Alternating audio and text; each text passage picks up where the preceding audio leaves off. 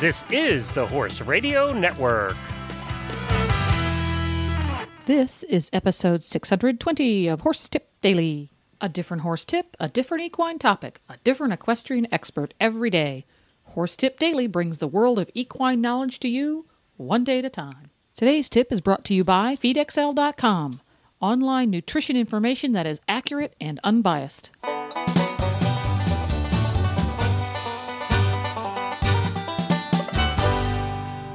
Greetings, horse people. Coach Jen here, and thanks for tuning in to Horse Tip Daily. Today's tip is an excerpt from the Dressage Radio Show, episode number 147, and it is from the New England Dressage Association. It's about setting springtime goals, and yes, whether you compete or not, you should think about setting goals. But before we get to today's tip, a word about today's sponsor, feedxl.com. I just got my FeedXL newsletter the other day, and it was just brimming with information that I could put to use right away.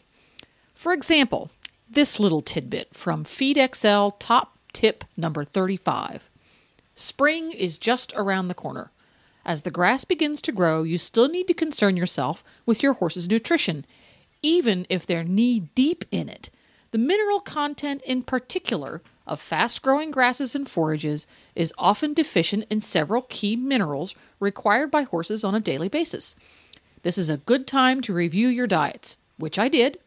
Also, check out this super article written by Dr. Richards about spring pastures titled Spring and Autumn Pastures. Hit him up today. feedxl.com. Review your horse's diet and learn a whole bunch about nutrition. Now enjoy today's tip.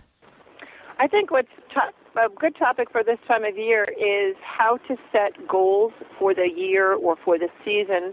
And I thought of it because of getting ready to get our students out in the show ring. But I also have a lot of students who do not show or show a limited amount. So it is important for all of the riders to be able to set goals as to where they, first of all, be able to assess where they are in their riding and where they'd like to be in their riding, and then create a roadmap of how to get to where they want to be. Well, that obviously is very important to set yourself goals, and even, if you're amateurs, professionals alike, it is one of those aspects of looking at the bigger picture and having a sense of your destination, where you're heading. So give us some tips around that then, Anne, but what people should consider when they're setting their goals. Well, first of all, it makes them take a look at themselves as to where are they in their riding and where would they like to be.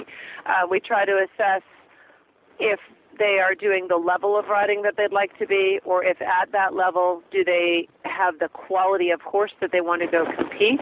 If they do not have competition goals, how to have challenges in front of them that you reassess on the short term and the long term.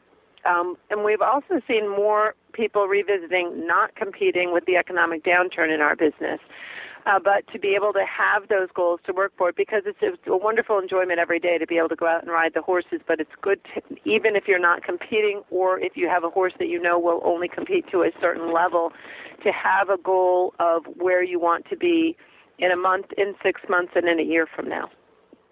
Yes, exactly. And we will look at if they're not competition riders or competition horses, we then look at it in the big picture as to where do they fit in the scale of training. What are things that they need to work on to improve their strengths as riders, improve their partnership with their horse.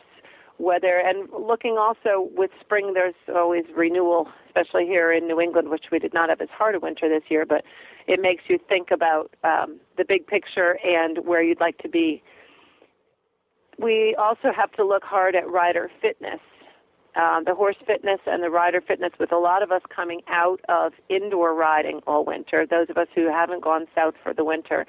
Coming out of riding indoors in the indoor arena is a very different environment than riding out. And we try to include a lot of hacking in our program to encourage the horses to be out of the sandbox and to encourage the riders to be comfortable riding out. But it also helps with the horse's fitness. Even just an extra 10 to 15 minutes of walking before the ride and or after the ride. And we're lucky enough to be in an area there were a lot of hills, so we use hill work as that too. Because in the winter, when it was too icy, we were indoors, and we would get creative with uses of cavalettis and things to keep the horse's mind fresh and to strengthen some muscles that they would not be able to use just doing their regular flat work. So, and with rider fitness, I try to have my riders have, if not another sport, at least another activity that can be complementary to their riding, that they can do when they're not at the stable, that they can do on a day that they might not ride, that at least helps keep them supple and fit, so that when they go to a competition, they're not tapped out to the bottom of their physical ability or the horse.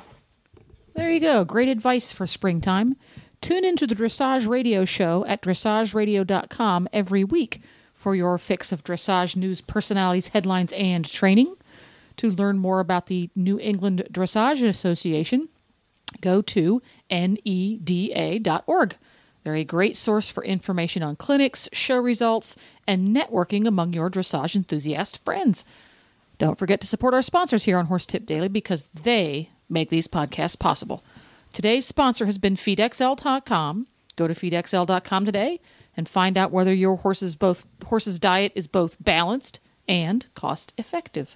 Please stop by the Horse Tip Daily Facebook page and let us know what you think of the tips you hear on the show. It's also a great place to tell us about topics you'd like to hear us cover on the show.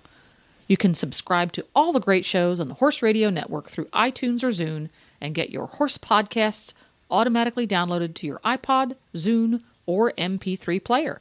You can also listen to the shows right on Facebook. The player's right there every day. I'll be back again tomorrow with another new expert and a different horse tip. Until then, go ride your horse!